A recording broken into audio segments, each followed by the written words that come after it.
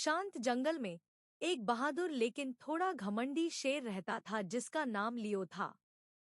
लियो को लगता था कि वह जंगल का सबसे शक्तिशाली जीव है, उसकी सुनहरी अयाल और तेज दहाड़ के साथ। हर दिन वह जंगल में घमंड से घूमता और सभी को याद दिलाता कि वह कितना शक्तिशाली है। एक दिन जब लियो आत्मविश्वास से जंगल में घूम रहा था, उसने एक छोटे और चालाक चूहे को देखा जिसका नाम छोटू था, जो चुपचाप अपने खाने का इंतजाम कर रहा था। छोटू ने लियो के घमंड को ज्यादा ध्यान नहीं दिया, लेकिन उसे यह मजेदार लगा। छोटू जानता था कि ताकत सब कुछ नहीं होती और कई बार छोटा होना भी फायदेमंद होता है। जब लियो गर्व से घूम रहा था, छोटू एक बड़े बेरी फल को झाड़ी से निकालने की कोशिश कर रहा था। उसने बहुत मेहनत की, लेकिन बेरी हिलने का नाम नहीं ले रही थी। लियो, जो पास में खड़ा था, मुस्कुराया और चिढ़ाते हुए बोला, क्या मदद चाहिए, छोटे? लियो अपनी ताकत पर गर्व कर रहा था।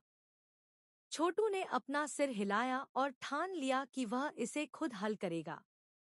लेकिन तभी जमीन हिलाने वाला एक जोरदार खर्राटा सुनाई दिया।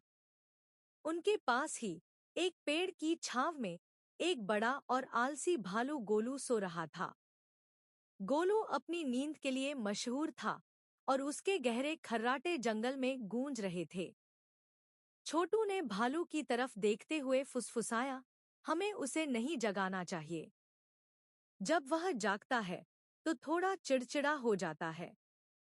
छोटू की चेतावनी को नजरअंदाज करते हुए लियो ने अपनी ताकत दिखाने के लिए एक छोटी सी खाई के ऊपर छलांग लगा दी।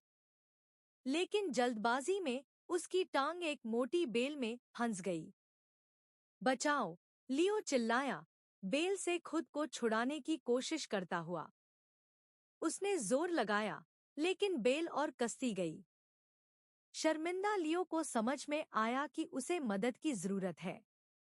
छोटू हंसते हुए पास आया और सिर हिलाया। लगता है कि कभी-कभी महान शेर को भी थोड़ी मदद चाहिए, उसने मुस्कुराते हुए कहा।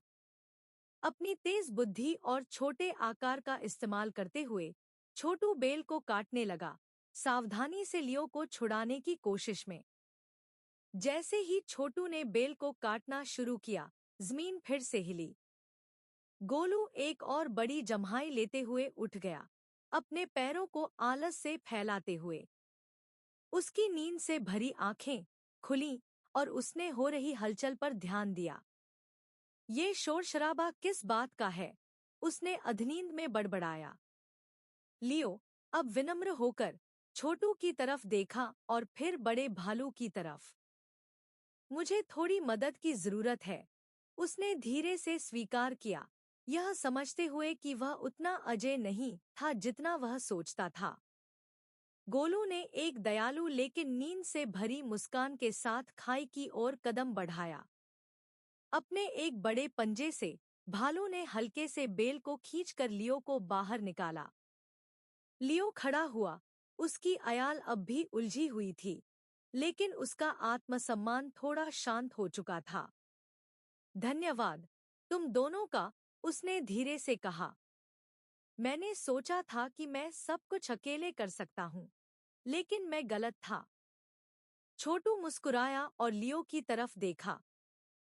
हम सभी की अपनी अपनी ताकतें होती हैं, लेकिन हम साथ मिलकर सबसे मजबूत होते हैं। गोलू, जो अपनी अगली नींद के लिए तैयार था, जम्हाई लेते हुए बोला, अगर फिर से जरूरत हो तो मैं यहीं हूँ, लेकिन इस बार मुझे सोने दो।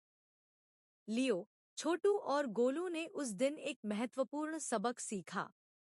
उन्हें समझ आया कि चाहे कोई कितना भी ताकतवर, छोटा या सुस्त क्यों न हो, असली ताकत सहयोग और दयालुता से आती है।